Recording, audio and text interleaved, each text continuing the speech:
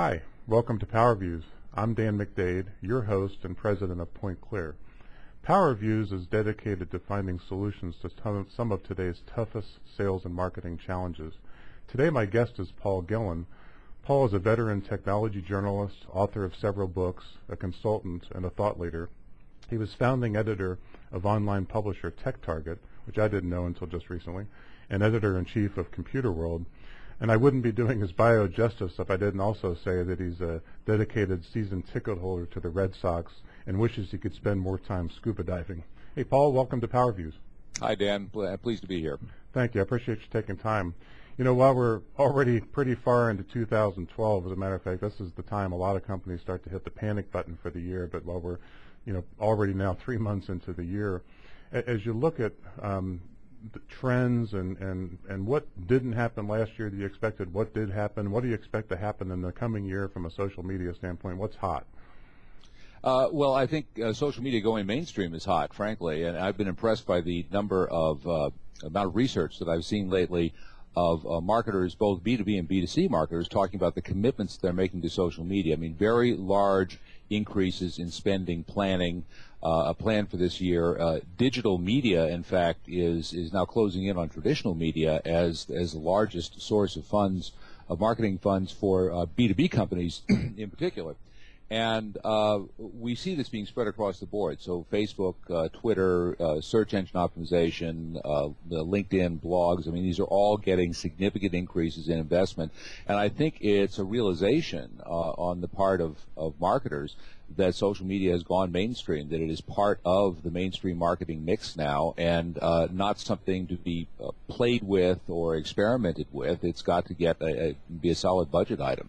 Beyond that, as far as trends this year, I think the big four social networks, which are Facebook, LinkedIn, Twitter, and YouTube, will continue to cement their lead and will block out others. I think that the general purpose social networks is really coming down to those four, and they're growing very rapidly, with Facebook expected to hit 1 billion users sometime this summer.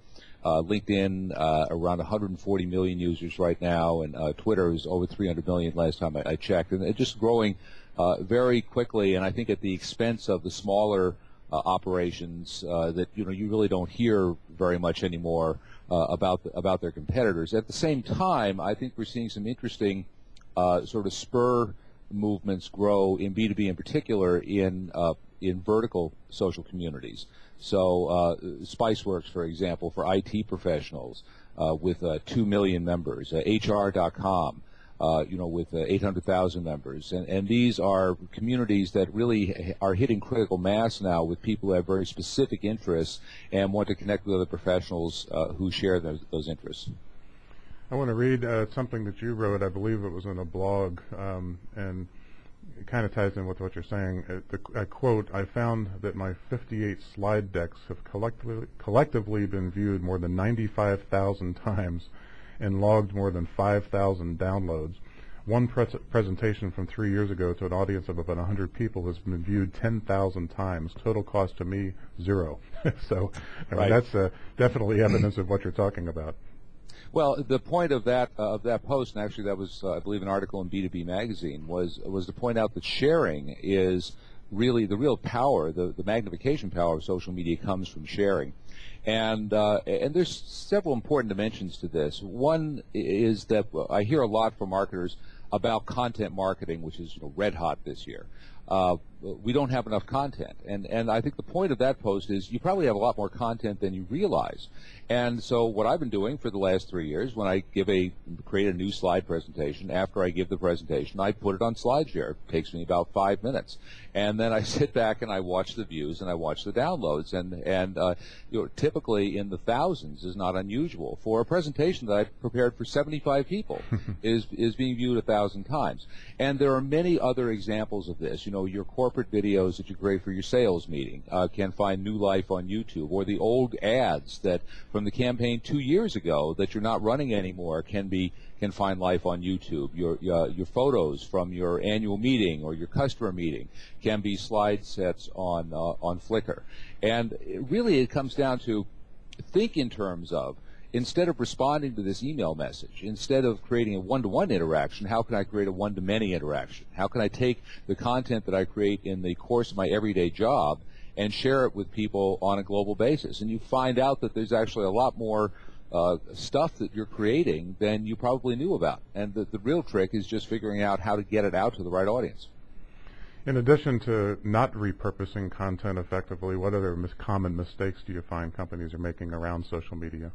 One is treating it as another PR newswire, so simply using it to push out messages, press releases the same way that they would have on Business Wire. That is a non-starter. It doesn't. You top out very quickly the number of people who want to follow you or follow your company if that's what you're doing. Another, I'd say, is spreading themselves too thin, and I see this with B2B companies a lot, where they're on Facebook, they're on LinkedIn, they're on Twitter, they're on YouTube, they're on Flickr, they have a blog, they have doing this, very often with one person who's devoted to maintaining all of these outlets, and you ask them, well, why are you in all these places? Strategically, what are you trying to accomplish by being on Facebook? And they don't have an answer because they've never thought about it. Because simply the mandate came down from on high to be on Facebook, and they don't realize that there is time required to do all of these things well. And what you really should do is focus on where your customers are, and pick your spots, 1 or 2 spots to begin with, where your customers are. Try to get really good at Twitter or really good at Facebook if that's what you're going to do, instead of spreading yourself around so that you're not really pleasing anybody because you're spread too thin. Well, that's a good point, and I think we could probably learn from that. We do find ourselves pretty stretched. This discussion wouldn't be complete unless we talked about the war that rages between so-called inbound marketing and outbound marketing. What's going on with that? Is it inbound, outbound, a combination of both? What should companies be doing? Well, I think both are being changed dramatically. I don't think it should be a war. I mean, inbound marketing and outbound marketing, and let me define our terms. Inbound marketing is generally thought of as search optimization and links. So it's traffic that comes to you, or prospects who come to you because they have found you either through a search or because they've read something interesting that is linked to you and they follow that link. So those prospects should be considered more highly qualified than the typical prospect that you get through, what Seth Godin calls interruption marketing, which is basically trying to distract people while they're doing something else. Those people have already self-expressed an interest in something that you do, and HubSpot, which really coined the term inbound marketing and has been following this in research reports for the last several years, says that inbound marketing is about half the cost per lead of outbound marketing, so very high efficiency. That said, that doesn't mean outbound marketing isn't important anymore. LinkedIn has created a whole new dimension to outbound marketing, which is the ability to research leads, to research companies, to understand better who the influencers are in the company who you may be able to reach or you may have a connection to, and to make a more informed outreach to those companies, perhaps using traditional direct marketing modes.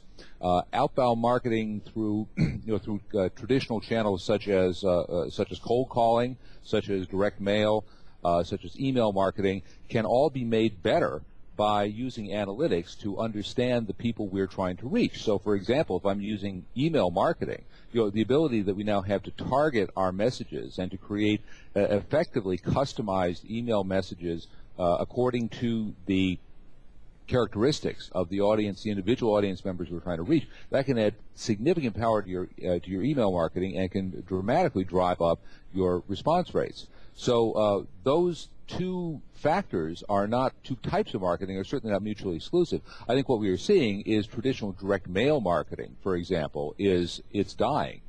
Forrester expects it to contract, that market to contract by about 40% over the next 3 years. And I think it's not surprising that these older forms of marketing that are very expensive and really have questionable cost efficiency are simply going away because there are more efficient ways to reach the audience. We've had clients that have found that a reliance exclusively on inbound marketing has driven their deal size down. And I have a theory, I don't know if you'd agree with it, that there's a level of strategic account and named accounts that really should be treated differently than the broader audience. Would you say that Really a two-pronged question. How do you respond to that? And then secondly, what are companies finding in being able to measure the ROI of social media? I'd say that yes, named accounts. You absolutely need to have named accounts. I mean, inbound marketing is you can't control it. These are leads that come in over the transom, and if you're doing things right, if your search optimized well, if you have the right links, the right relationships in place, they can be very good leads, and they can effectively cost you nothing. Because you haven't had to do any work to get them. So you need to treat them like that, though. These are cold leads, and they are usually not very well qualified. Now, chances are you do have named accounts. You have accounts whom you target, and you want to know a great deal more about those people. And inbound marketing is not a way to reach those accounts. They are what you want to use is new tools that can help you better understand the people there. So, for example, LinkedIn. I love LinkedIn's approach. I love LinkedIn in general, but LinkedIn's approach to company profiles that enables you. You have a title within the company you're trying to reach, and you can go into a company profile and identify people whom you know or who you have second-level connections to, who can get you to that person. And you can look at profiles and learn more about those people, so that you can make a more informed pitch to them when you reach out to them. So for named accounts, you want to be using social tools for different purposes, for researching and building an organizational matrix, an organizational map that can help you to reach the right people. Now, your question about ROI. ROI is a squishy topic, and we have seen some recent research that says that the ROI of social media marketing is actually among the lowest of all the different tools that are available to B2B marketers. It was a survey I saw just last week that had this was a marketing Sherpa survey that came out early this year, actually, that I just saw last week. That was that listed social media marketing as actually a very low ROI generator. Now, a lot of this is, how do you define ROI? Is it the ROI of bringing in a lead? I can see that the metrics for bringing in a lead may be different from the metrics of qualifying a lead, or the cost that you are attributing to different social media activities. If you have a well-optimized website, you may have no social media at all. But if you have a well-search optimized website that is generating 30% of its traffic from search engine queries, then those are leads that are coming in at virtually no cost to you, and any one of those that converts is going to be a high ROI. So I think ROI, the problem with ROI is people define it differently, and most people are not defining it at all. In fact, most research I have seen still establishes that companies are not applying hard ROI metrics to social media, yet they are more than willing to comment on the ROI of social media without really knowing what the numbers are. Yeah, so I think this is characteristic of any new field where we are still feeling our way around. We're still learning the tools, and we haven't really figured out how to how to connect the dots and say what generates revenue. And there are certain fields where that's almost impossible to do. Public relations, for a long time, people have been asking that question about public relations for a century now. What's the ROI of PR?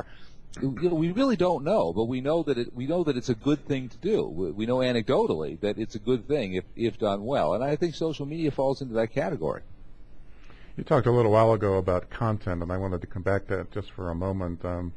Companies don't really repurpose content. What I hear a lot is content's expensive. Content is difficult to get right. What do you recommend about content? Why is content so hot? What are people doing right? What are they getting wrong? How can you what do you say to folks when they ask you about content?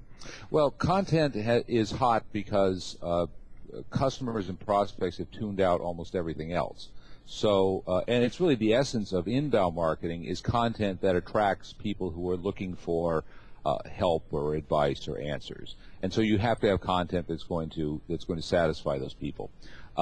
Good content is hard and expensive because the stakes are constantly being raised. As more people pile in to these different social channels, your ability to stand out from the crowd is the stakes get higher for your ability to do something that's really different. And as soon as you figure out something different, everyone else piles in, and they're all doing the same thing. Great example of this is infographics, which 2 years ago, creating infographics was, I think, a really smart and effective way to generate viral awareness. Well, now everybody has got an infographic, right? You can hire somebody in India for on Fiverr.com for $5 to create an infographic, and so I see them just screaming by me all day, and it's no longer a source of competitive differentiation. So the difficulty with content is you really need to be unique, and you need to be distinctive, and you need to have a different angle. It has to be well prepared, whether it's written, whether it's a video content. Simply slapping up a video on YouTube, which a lot of companies were doing 3 years ago just for the sake of doing it, that doesn't work anymore. That's not going to get you attention. It has to be a high-quality video. It has to be scripted. It has to be professionally produced in many cases. And so these are that's why the stakes are being raised. And I think that's this is the best news for out-of-work journalists I've seen in years. Essentially, we're all marketing organizations are becoming mini publishers now. And they're having to learn how to produce good quality content because that's all that differentiates them from the other guys. The other thing is, doesn't it also have to be personal? I mean, I think sometimes companies talk in company speak to the market as opposed to it coming across as a personal, kind of a one-to-one relationship. Do you find that, that's the case, or, how does personality or individualism come into the content realm? Yeah, that's a great question. Certainly, company speak is not dead, and it will never die. It will always be, always be part of the conversation. But the dimension that social has added is this personal, one-to-one or one-to-many. But there's a person doing the talking. For example, LinkedIn will not let people participate as companies in any of their groups. You have to participate as an individual. It's a very important limitation, I think, they've placed on their service, and they've been careful not to stray from that. They want people to interact as individuals. And when you look at Twitter, for example, well, you can have company accounts on Twitter. Many companies do, and very successful with them. But you can also have individual accounts. And what you find is that people relate to individuals differently than they relate to entities. Individual interactions are much more likely to be more intimate, if you will, but they are likely to be about topics that are matters of personal opinion, personal observation, and they are stronger bonds than people form with companies. People don't bond to brands very well. There are certainly exceptions to that. Apple and Harley Davidson, I think, are very strong bonding brands. But people are more likely to bond to individuals. And so you have the option now, the opportunity to create a new dimension of relationship with your customers and your prospects by exposing the people in your organization to them as people rather than as customer rep or customer rep 1, 2, 3, or simply the PR department or the support department. You mentioned a little while ago that companies shouldn't try to do too much. If you were going to pass along one bit of advice to senior marketing executives right now for the balance of 2012, what might that be? I pick your spots. Really do your research. We're done playing at this point. We spent the last 2 or 3 years playing and learning how to use the tools, and that was fine. That's important. We have to play. That's how people learn.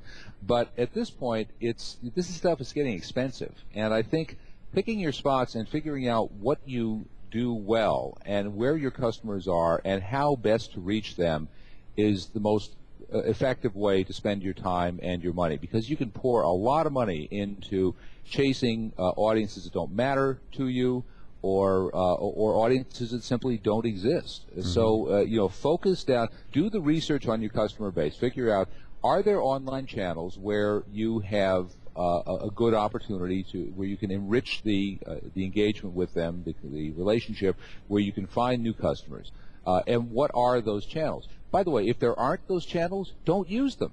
If they're not online, if you sell aircraft engines and you already know who all of your prospects are, then there's no reason to be on Facebook to reach new prospects, right? So I've never said social media was an answer to anything. It is a tool that you can use if it makes sense and in the context in which it makes sense. And I think now that we're past this playing stage, we really need to focus in on what's going to return value. Yeah, I think you hit the nail on the head when you said this has become expensive, so we want to make sure that we're, aiming the arrows at the right targets. Before we wrap up, what have we missed? Is there anything else you'd like to pass along to the audience today? Well, in terms of content marketing, there are a couple of examples that I want to point out that I really like, and one of them is Cisco's The Network. Intel also has a new program similar called the Free Press, where they've essentially reinvented their press room, and they've reinvented it as a media organization. And Cisco is actually hiring former Business Week and Wall Street Journal and Forbes reporters to write lengthy thought pieces for under the Cisco brand about topics which don't promote Cisco products, which are really about how networks are transforming education or how television is becoming an interactive experience. They're doing some very interesting things with content marketing. There was a site that Barnes & Noble launched about 3 years ago called Barnes & Noble Review that is still going, that I think is an excellent example of content marketing, where the reason they launched that site is because newspapers were cutting their book review sections. They were cutting back on budgets, and book review is one of the first things to go. So Barnes & Noble got into the book review business, and that I thought was another very distinctive idea. So it's just some models worth checking out. I appreciate that. One other last thing here, Paul. I noticed that you're going to be speaking in Burlington, Massachusetts on May the 2nd, and I love the title of the event. It's Search and Social Double Whammy. Right. It's in Burlington, Massachusetts on May the 2nd. What should the audience be expecting, and how might they sign up for that event? Well, we want it to be drinking from a fire hose. It's going to be an 8-hour intensive on search optimization and social media. And I've partnered with McDougall Interactive, which is an outstanding search engine optimization firm. They are presenting essentially the morning sessions will all be about understanding search engines and how they work. And that's a constantly changing topic, a very important one. And then the afternoon will be focused on social and how you can apply that to marketing. So it's a sort of a 2-for-1. In one day, you get all of this practical advice on how to leverage these two different tools to benefit your bottom line. Well, I'm going to try to be there, okay, and I'm going to invite some friends that I have in that area. Well, that'd be very nice. What's the best way for the audience to get in touch with you, Paul? Well, my site is Gillin.com, Gillin.com, and it's got all of my different social hangouts and all my contact information. That's the best way. Okay, well, great. Well, Paul, thank you so much for taking time to be with me today. I really appreciate it. This is Dan McDade signing off from PowerViews. Thank you for watching.